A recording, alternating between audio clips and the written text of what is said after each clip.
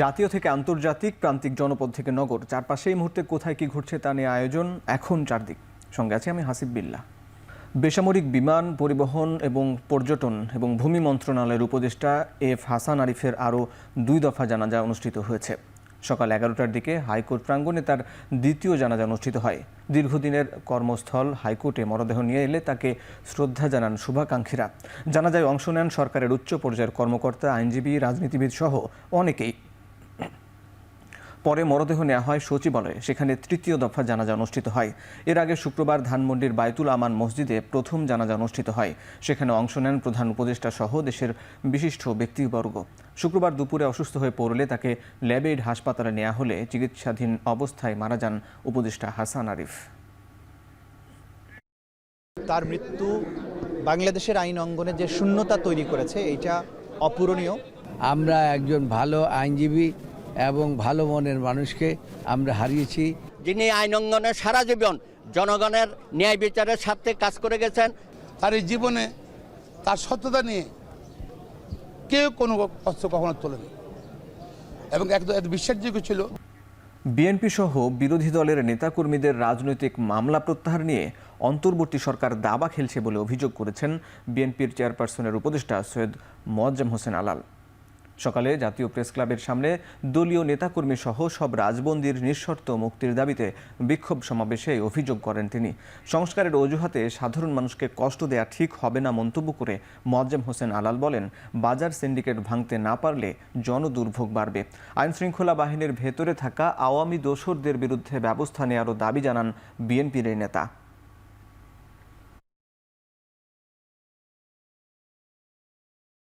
আমাদের নামে যে অজস্র মিথ্যা মামলা, অজস্র রাজনৈতিক প্রতিহিংসার মামলা, সে মামলাগুলোকে তুলে নেওয়ার জন্য আপনারা এখন দাবার কোর্টের মতো দাবার গুটি সাজিয়েছেন। এইটা হলে ওইটা হবে, ওইটা হলে ওইটা হবে। এটা তো ন্যায় বিচার না। ন্যায় বিচার হচ্ছে জাস্টিস, সেইটা হলো ন্যায় বিচার। আর অ্যাডজুডিকেশন সেটা হলো একতরফা বিচার। আমরা আপনাদের কাছে অ্যাডজুডিকেশন চাই না, আমরা এই সরকারের কাছে জাস্টিস চাই, ন্যায় বিচার চাই। রাজনৈতিক সুবিধা নেয়ার প্রবণতার কারণেই সাংবাদিকদের ঐক্য নষ্ট হয়েছে, যার ফলে সংবাদ কর্মীদের অধিকার রক্ষা হচ্ছে না। সকালে রাজধানীর মাতৃভাষা ইনস্টিটিউটে বিজেসির সম্প্রচার সম্মেলনে এমন মন্তব্য করেন গণমাধ্যম সংস্কার কমিশনের প্রধান কামাল আহমেদ। এ সময় তিনি আরও বলেন, আওয়ামী শাসনামলে অনেক গণমাধ্যম কর্মীরা অতি উৎসাহী হয়ে দলীয় সাংবাদিকতা করেছেন। এখনও অনেকের মধ্যে স্বনিয়ন্ত্রণের অভ্যাস রয়ে গেছে। তাই গণমাধ্যমে সংস্কার আনতে হলে আগে প্রতিষ্ঠানগুলোর অতীত ভূমিকা নিয়ে নিজেদের মধ্যে পর্যালোচনা করতে হবে। সম্মেলনে তথ্যচিত্র তুলে ধরার পাশাপাশি গণমাধ্যমের অধিকার নিয়ে কথা বলেন বিজেসির সদস্য ও নেতৃবৃন্দ। কৃতজ্ঞতা জানিয়ে সাংবাদিকদের নিরাপত্তা নিশ্চিতের দাবির প্রতি সংহতি জানান জুলাই আগস্ট অভ্যুত্থানে শহীদ মীর মুগ্ধের ভাই। এ সময় স্বামী হত্যার বিচার চান জুলাই আন্দোলনের শহীদ সাংবাদিক মেহেদী হাসানের স্ত্রী।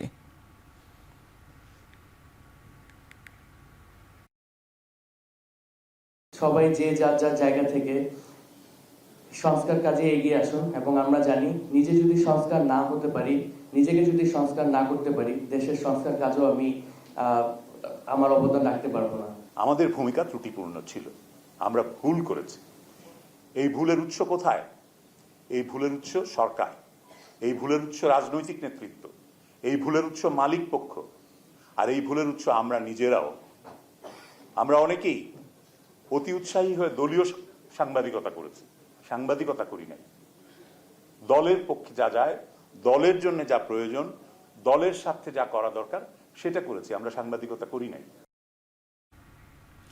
পূর্বাঞ্চলে সড়ক দুর্ঘটনায় বুয়েট শিক্ষার্থী নিহতের প্রতিবাদে এবং অভিযুক্তের বিচারের দাবিতে মানববন্ধন ও বিক্ষোভ করেছেন শিক্ষার্থীরা। সবশেষ খবর জানাতে বুয়েট থেকে সরাসরি যুক্ত হচ্ছেন সহকর্মী রকিবুল রাহাত। রাহাত, বিক্ষুব্ধরা কি কি দাবি তুলে ধরছেন?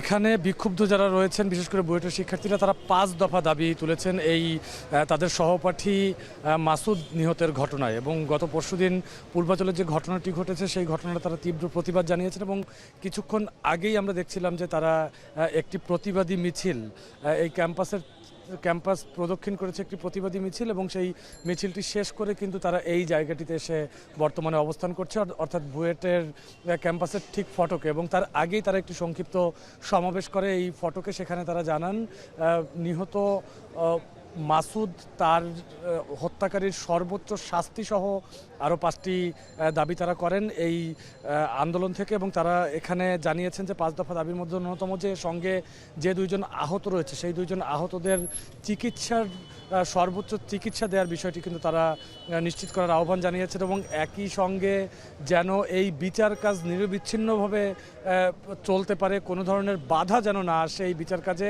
সেই বিষয়টি দেখভালের জন্য কিন্তু সরকারকে তারা কড়া বার্তা দিয়েছে। এবং একই সঙ্গে বাংলাদেশের সড়ক ব্যবস্থাপনা বা সড়কের নিরাপত্তার একটি দাবিও তারা তুলেছেন, অর্থাৎ যে নিরাপদ সড়কের যে দাবিটি সেই দাবির কথাও তারা এই প্রতিবাদ মিছিল থেকে কিন্তু বলেছেন। এবং আমরা এখানে দেখছিলাম যে বুয়েটের যারা শিক্ষার্থী রয়েছে সেই বুয়েটের শিক্ষার্থীরা সকাল থেকে বিভিন্ন হল থেকে তারা এখানে এসে জড়ো হয় এবং তারা 11টার কিছুক্ষণ পরে তারা এই জায়গাটিতে জড়ো হয় এবং তারা ব্যানার নিয়ে মূলত তাদের একটি প্রতিবাদ মিছিল করেন। এবং একই সঙ্গে এই প্রতিবাদী মিছিল থেকে কিন্তু তারা বলেছেন যে খুব দ্রুততম সময়ের মধ্যে যারা এই বিচার কাজ যেন শেষ হয় এবং যিনি হত্যাকারী তার পরিচয় ইতিমধ্যে পাওয়া গেছে সেটি যেন আরও উন্মুখ করা হয়, সেই বিষয়টির দাবিও কিন্তু তারা এই প্রতিবাদ মিছিল থেকে জানিয়েছেন। এই ছিল বুয়েট ক্যাম্পাস থেকে আমার কাছে সবশেষ। আসিফ, বুয়েট ক্যাম্পাস থেকে বুয়েট শিক্ষার্থী নিহতের ঘটনার যে প্রতিবাদে শিক্ষার্থীদের বিক্ষোভের খবর তুলে ধরছিলেন সহকর্মী রকিবুল রাহাত। জনস্বাস্থ্য সুরক্ষায় তামাক নিয়ন্ত্রণ আইন দ্রুত সংস্কারের দাবি জানিয়েছে নারী মৈত্রী ও এর সহযোগী সংগঠনগুলো। সকালে রাজধানীর শাহবাগে মানববন্ধনে দাবি তুলে ধরেন সংগঠনের সদস্যরা। এ সময় তারা বলেন, উন্মুক্ত স্থানে ধূমপান করার ফলে ধূমপায়ী সহ অধূমপায়ীরা ও নানা রোগে আক্রান্ত হচ্ছে। তারা আরও বলেন, একই সাথে রেস্তোরাঁ থেকে শুরু করে চায়ের দোকান কোথাও তামাক সেবনের ক্ষেত্রে আইন মানা হয় না।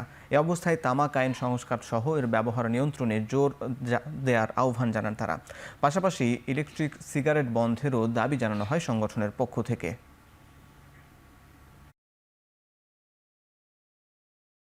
গাজীপুরে বেইলি ব্রিজ ভেঙে তুরাগ নদীতে পড়েছে একটি ট্রাক। শনিবার ভোরে ঢাকা ময়মনসিংহ মহাসড়কে টঙ্গীর তুরাগ নদীর উপর এ দুর্ঘটনা ঘটে, তবে এতে হতাহতের কোনো ঘটনা ঘটেনি। দুর্ঘটনার পর ঢাকামুখী লেনে যান চলাচল স্বাভাবিক থাকলেও ময়মনসিংহগামী লেনে চলাচলকারীরা সীমাহীন দুর্ভোগে পড়েছেন। তবে সকাল থেকে সবচেয়ে বেশি দুর্ভোগে পড়েন অফিসগামী যাত্রীরা। ভোগান্তি এড়াতে বিকল্প পথ ব্যবহার করার নির্দেশনা দিয়েছে গাজীপুর মেট্রোপলিটন পুলিশ। ট্রাফিক আপডেটে ময়মনসিংহগামী যানবাহনকে টঙ্গী ব্রিজ এড়িয়ে কামারপাড়া মুন্নু গেট ব্যবহার করতে বলা হয়েছে। দুর্ঘটনার কয়েক ঘন্টা পার হলেও এখন পর্যন্ত ট্রাকটি উদ্ধারে কোনো ব্যবস্থা নেওয়া হয়নি। পুলিশের দাবি, সড়ক ও জনপথ বিভাগকে প্রয়োজনীয় ব্যবস্থা নিতে বলা হয়েছে। ময়মনসিংহে ইস্পাহানি মির্জাপুর বাংলাবিদ প্রতিযোগিতার বাছাই পর্ব অনুষ্ঠিত হয়েছে। এর মধ্য দিয়ে ঢাকার চূড়ান্ত পর্বে যাওয়ার সুযোগ পেয়েছে বিভাগের সেরা 5 বাংলাবিদ। নতুন প্রজন্মের কাছে শুদ্ধ বাংলা ও এর ব্যবহার ছড়িয়ে দিতে ষষ্ঠবারের মতো এই প্রতিযোগিতার আয়োজন করেছে ইস্পাহানি টি লিমিটেড। সকালে ময়মনসিংহ জেলা স্কুলে আয়োজিত বাছাই পর্বে অংশ নেয় বিভাগের কয়েক হাজার শিক্ষার্থী। পরে নির্বাচিতদের হাতে সম্মাননা পুরস্কার তুলে দেন জেলা প্রশাসক মফিদুল ইসলাম, প্রতিষ্ঠানের সেলস ম্যানেজার ASM হাসান ও বিভাগীয় ব্যবস্থাপক মীর মতিউল ইসলাম। ঢাকায় মূল পর্ব শেষে দেশসেরা বাংলাবিদ জিতে নেবে 10 লাখ টাকার মেধাবৃত্তি। এছাড়া দ্বিতীয় ও তৃতীয় স্থান অধিকারকারী পাবে যথাক্রমে 3 লাখ ও 2 লাখ টাকার মেধাবৃত্তি।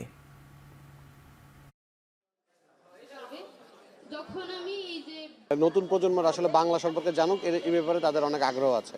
তো আমাদের ইস্পাহানি মির্জাপুর থেকে আমাদের মূল আগ্রহ যেটা, আমাদের যে মূল চেষ্টা সেটা হচ্ছে বাংলা যেন সঠিকভাবে সবার কাছে ছড়িয়ে পড়ে। বাংলার আমাদের যে ঐতিহ্য, আমাদের যে চেতনা, সেটা যেন সব জায়গায় সমানভাবে থাকে। জার্মানিতে ক্রিসমাস মার্কেটে গাড়ি চাপার ঘটনায় নিহতের সংখ্যা বেড়ে দাঁড়িয়েছে 2 জনে।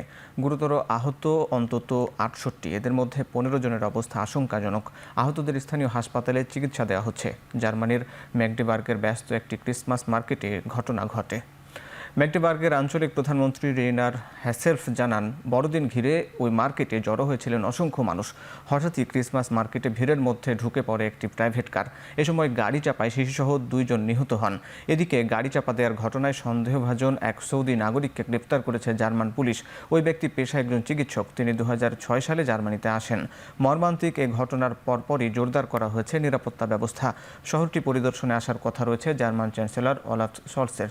জার্মানির রাজধানী বার্লিন থেকে প্রায় 100 মাইল পশ্চিমে অবস্থিত ম্যাগডেবার্গ শহর।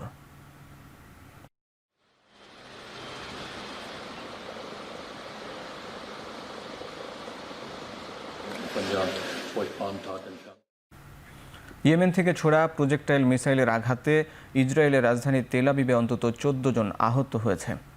শনিবার ইসরায়েলি অলাভজনক সংস্থা মেগান ডেভিড অ্যাডাম অ্যাম্বুলেন্স সার্ভিস জানায়, আহতদের অবস্থা গুরুতর নয়। তবে ইয়েমেন থেকে ছোড়া মিসাইলের আঘাতেই এই হতাহতের ঘটনা ঘটেছে বলে নিশ্চিত করেন তারা। সংস্থাটির প্যারামেডিকদের দাবি, মিসাইলের আঘাতে ভেঙে যাওয়া গ্লাসের টুকরো কয়েকজনের শরীরে বিদ্ধে দেখা গেছে। এদিকে ইসরায়েলি প্রতিরক্ষা বিভাগের সাথে যোগাযোগের পর আল জাজিরা জানায়, তেল আবিবের আয়রন ডোম বা আকাশ প্রতিরক্ষা ব্যবস্থায় হামলা ঠেকাতে ব্যর্থ হয়েছে। হামলার আশঙ্কা থাকায় উদ্বেগে পড়েছেন ইসরায়েলি নাগরিকরা।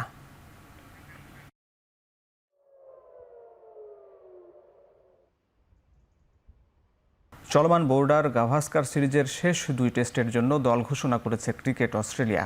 দলে ডাক পেয়েছেন স্যাম কনস্টান্স। ঘরোয়া ক্রিকেটে পারফর্ম করে 19 বছর বয়সী ওপেনার এবার সুযোগ পেলেন জাতীয় দলেও। সিরিজের প্রথম 3 টেস্টে ব্যর্থ নাথান ম্যাকসুয়েনি। ফলে সিরিজের শেষ 2 টেস্ট থেকে বাদ পড়েছেন তিনি। 6 ইনিংসে করেছেন 72 রান। বিকল্প ওপেনার হিসেবে দলে টিকে গেছেন জশ ইংলিশ। কনস্টাসের অভিষেকও জোর সম্ভাবনা রয়েছে। চলতি বছরই তিনি খেলছেন অনূর্ধ্ব-19 বিশ্বকাপে। শেফিল্ড শিল্ডে 2 ইনিংসেই সেঞ্চুরি করে সর্বকনিষ্ঠ ক্রিকেটার হিসাবে রিকি পান্টিংয়ের পর নাম লিখিয়েছেন তালিকায়। ভারতের বিপক্ষে প্রাইম মিনিস্টার একাদশের হয়ে সেঞ্চুরি করেছেন তরুণ এই ব্যাটার।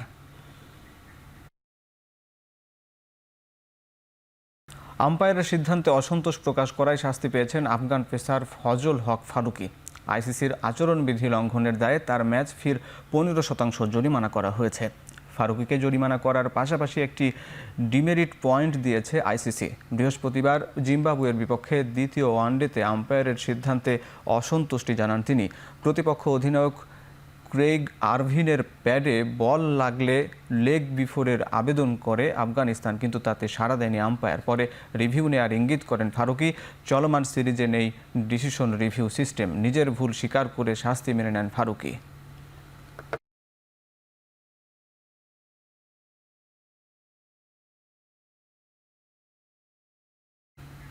শেষ করছি এখন চারদিক। এখন টেলিভিশন ওয়েবসাইটে দেখতে ভিজিট করুন www.ekhon.tv। ফেসবুকে দেখুন facebook.com/tv.ekhon এবং ইউটিউবে দেখুন youtube.com/c/ekhon tv।